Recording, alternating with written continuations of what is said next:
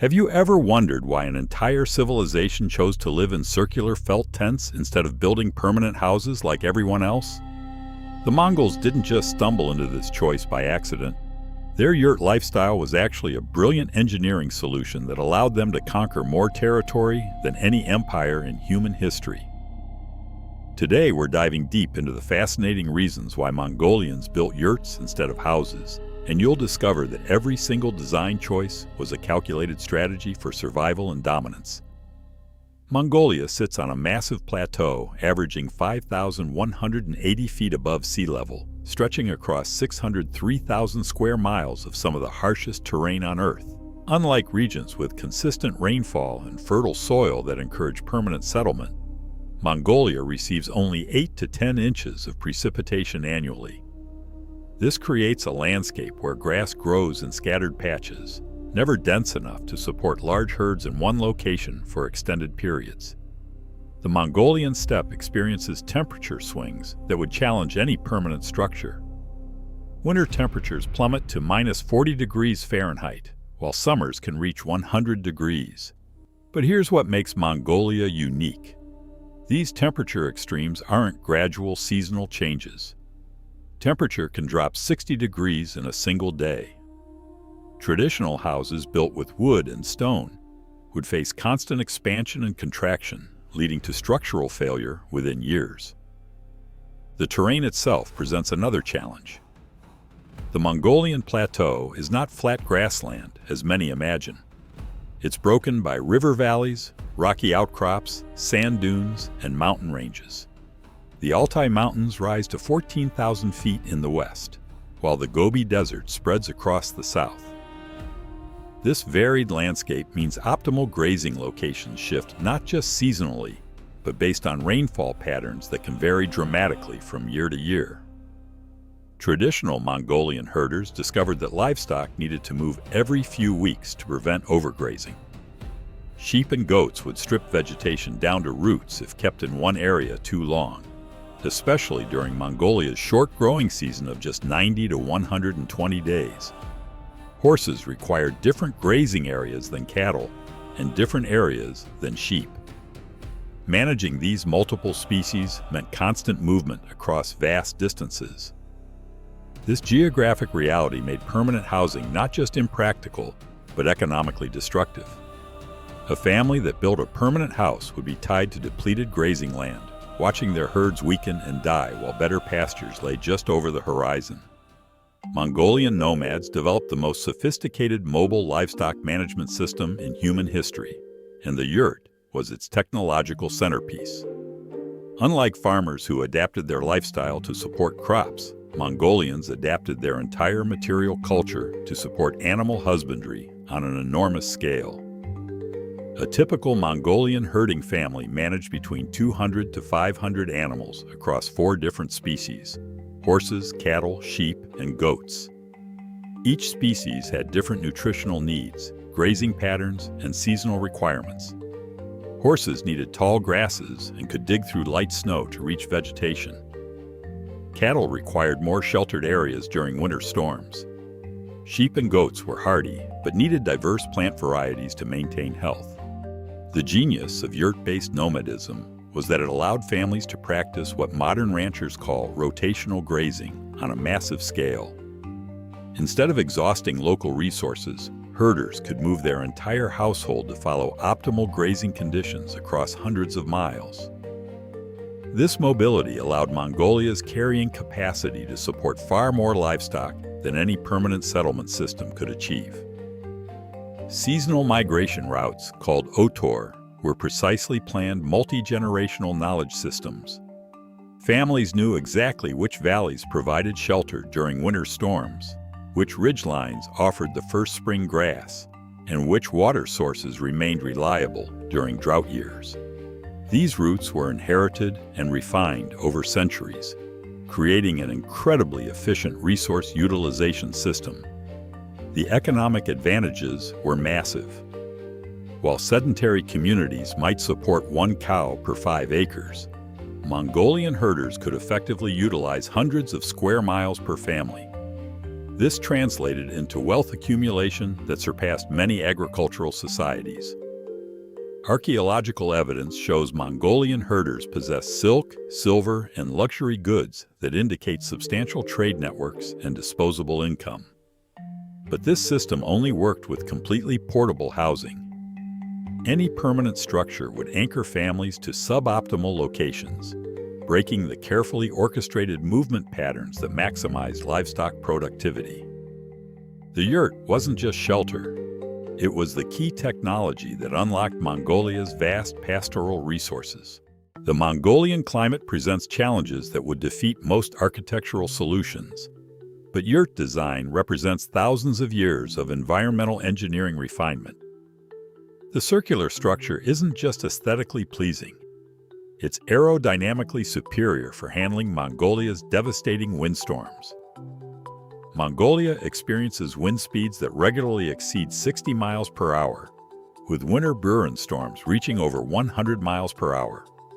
These winds carry abrasive sand and ice particles that would quickly erode conventional building materials. The yurt's dome shape deflects wind smoothly around its surface, creating minimal resistance and preventing the pressure buildup that destroys angular structures. The felt covering system provides insulation properties that outperform most traditional building materials.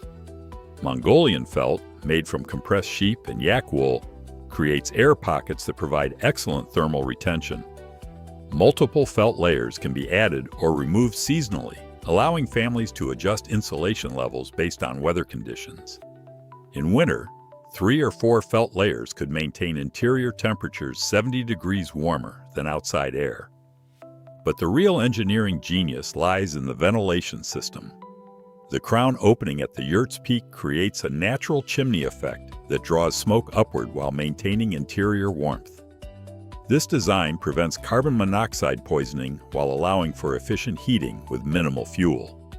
In summer, the same system creates cooling airflow that makes interior temperatures comfortable even during extreme heat. The lattice wall structure provides flexibility that rigid buildings cannot match.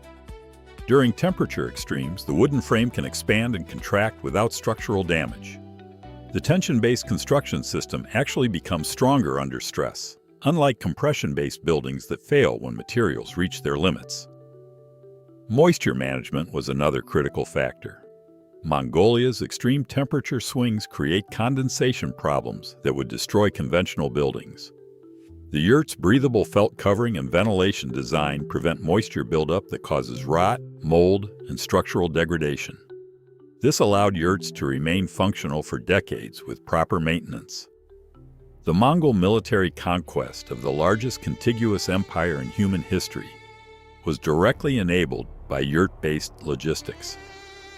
While European and Chinese armies were limited by supply lines and permanent bases, Mongol forces could sustain campaigns across thousands of miles without losing operational capability. Traditional medieval armies required extensive supply trains carrying food, equipment, and materials for building temporary shelters. These supply lines were vulnerable to attack and limited army movement speed to the pace of heavily loaded wagons.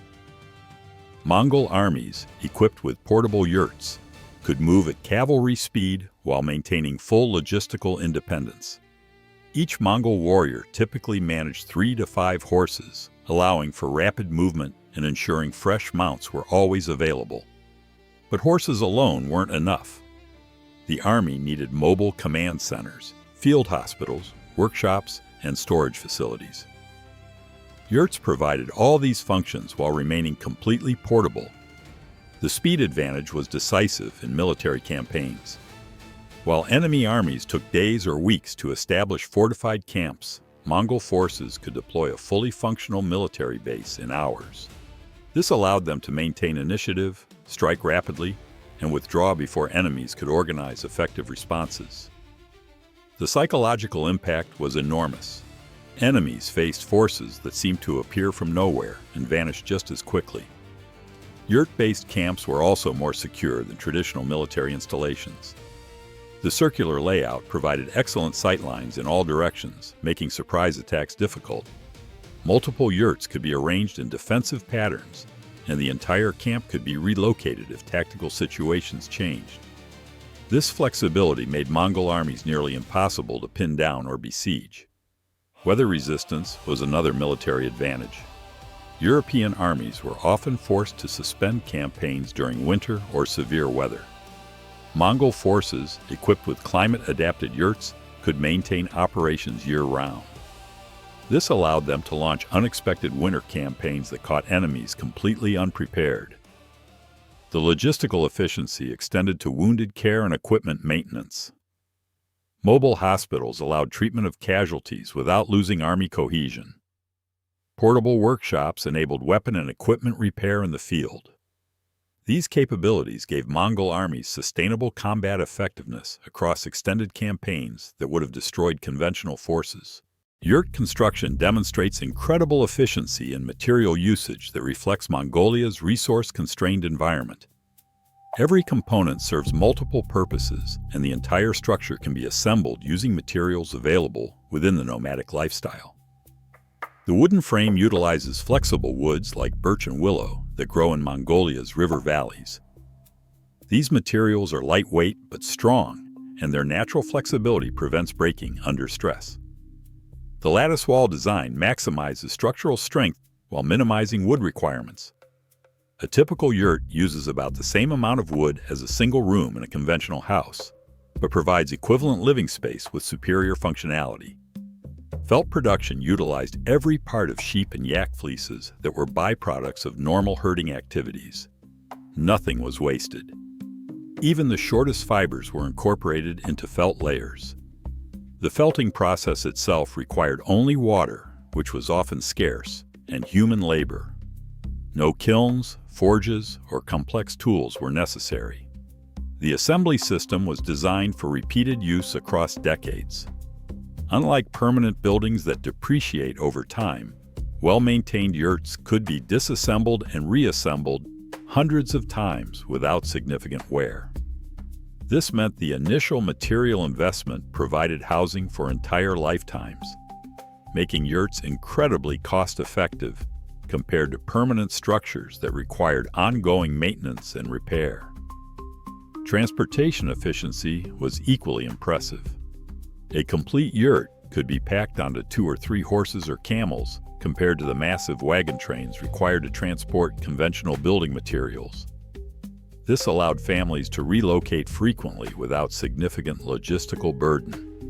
The repair and replacement system was entirely sustainable within the nomadic context. Worn felt could be replaced using materials produced by the family's own livestock. Damaged wooden components could be crafted during winter camps using basic tools. This self-sufficiency meant families weren't dependent on external suppliers or specialized craftsmen. Resource sharing within communities was also optimized around yurt portability. Families could easily gather for seasonal celebrations, important decisions, or mutual aid during emergencies. The ability to quickly relocate meant communities could consolidate for defense or disperse to optimize resource utilization based on changing conditions. The yurt's interior design reflects and reinforces sophisticated social structures that governed Mongolian society for over a millennium. Unlike houses with fixed-room divisions, yurt interiors could be reorganized based on social situations, family composition, and ceremonial requirements. The circular floor plan created a democratic space where no single position dominated others. This reflected Mongolian leadership traditions where authority was earned through competence rather than inherited through birthright. Important decisions were made in council, with participants arranged in circles that gave everyone equal voice and visibility. Gender roles were spatially encoded within yurt organization. The left side, from the perspective of the entrance, was traditionally the women's domain, while the right side belonged to men. This division wasn't rigid segregation, but rather an efficient organization that allowed both partners to maximize productivity within limited space. Women managed domestic activities, food preparation, and textile production on their side, while men handled weapons, tools, and livestock equipment on theirs. The honor position directly opposite the entrance was reserved for family elders, important guests, or sacred objects. This arrangement created natural hierarchy recognition while maintaining the circular equality principle. Social status was displayed through the quality of furnishings and decorations, rather than through spatial dominance. Multi-generational living was facilitated by the yurt's flexible interior arrangement. Young married couples could establish their own yurts while remaining close to parents for mutual support. Extended families often arranged multiple yurts in clusters that provided both independence and community connection. The portable nature of yurts enabled complex marriage and kinship networks across vast distances. Families could travel hundreds of miles to attend weddings, negotiations, or seasonal gatherings without abandoning their primary livelihood. This mobility prevented the isolation and inbreeding problems that plagued many permanent settlements. Social mobility was enhanced by yurt equality. Unlike societies where housing quality immediately revealed economic status, yurt-based communities judged wealth through livestock holdings, portable goods, and personal competence. This created more fluid social hierarchies where individual achievement could overcome birth circumstances. Yurt-based mobility transformed Mongolian herders into the primary facilitators of Eurasian trade networks centuries before the famous Silk Road reached its peak. The portable lifestyle that served pastoral needs also created unprecedented opportunities for long-distance commerce and cultural exchange. Traditional sedentary merchants were limited by the need to return to permanent bases, making long-distance trade expensive and risky. Mongolian herders, already mobile for pastoral reasons, could combine livestock management with trade activities across thousands of miles. This dual-purpose efficiency gave them massive competitive advantages in emerging transcontinental commerce. The seasonal migration routes that optimized grazing also connected distant markets that had previously been isolated.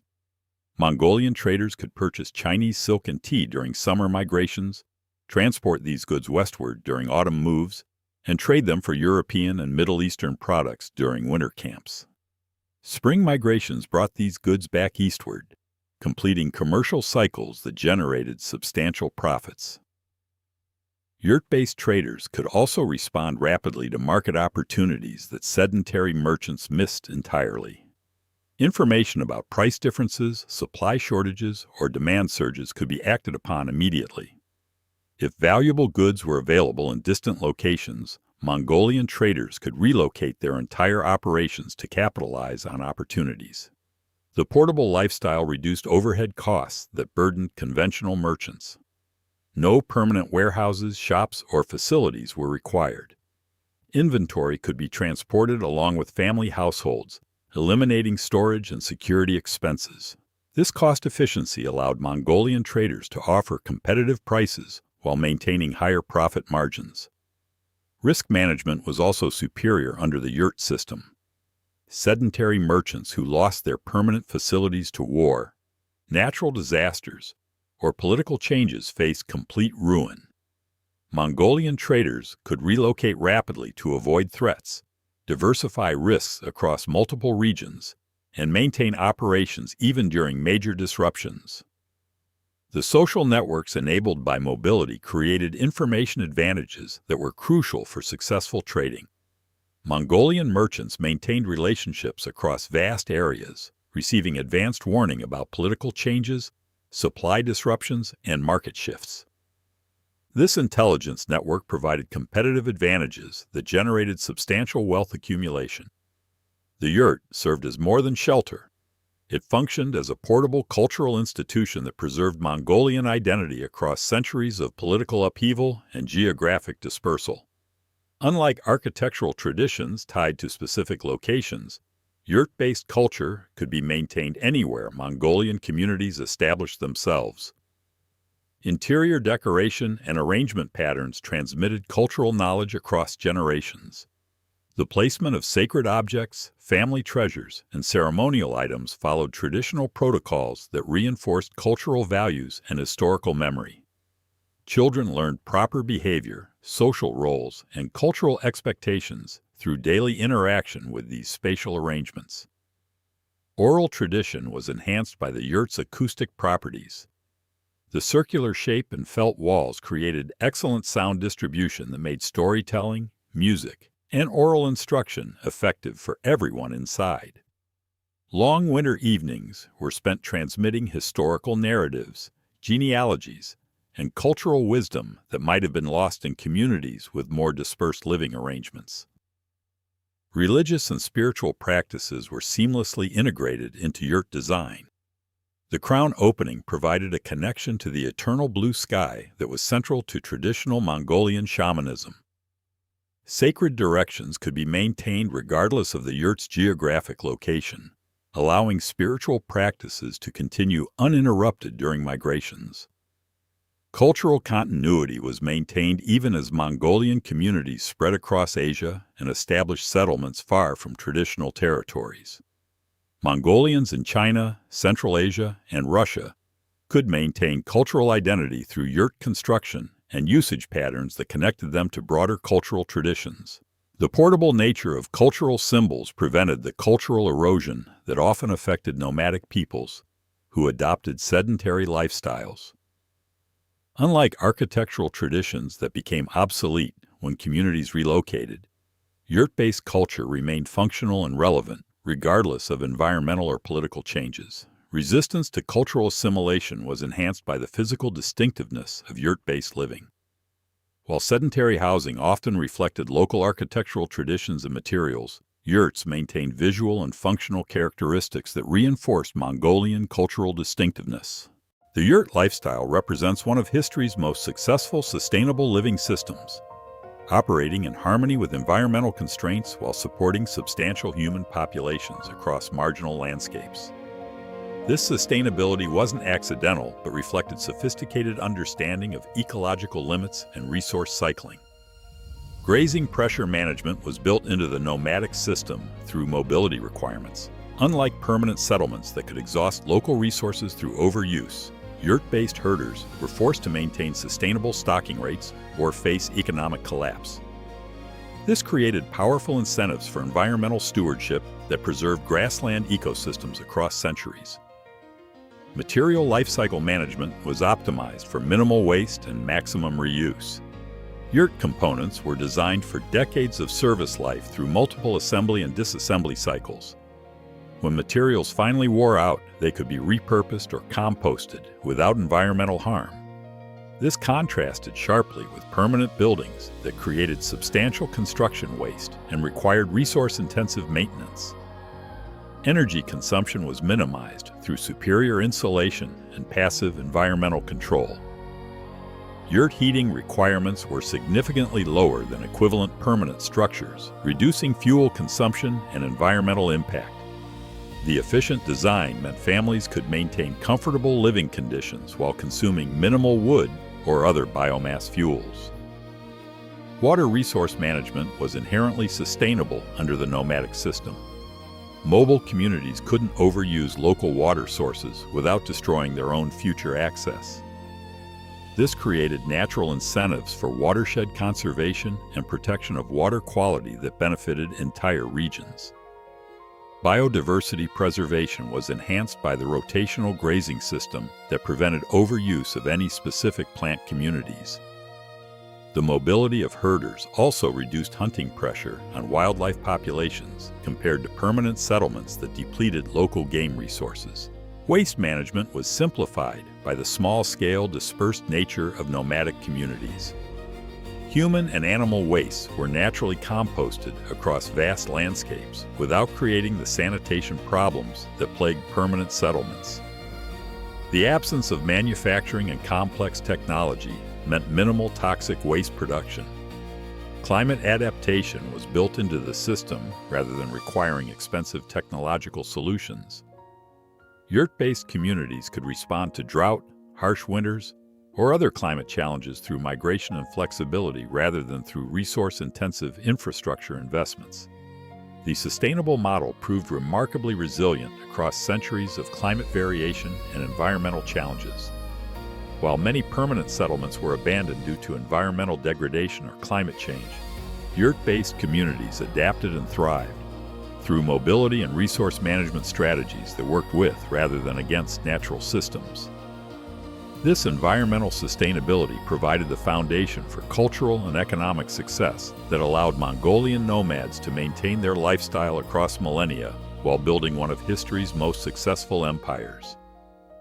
The yurt wasn't just an ingenious shelter design. It was the key component in a comprehensive living system that maximized human potential within environmental constraints that defeated less adaptable societies.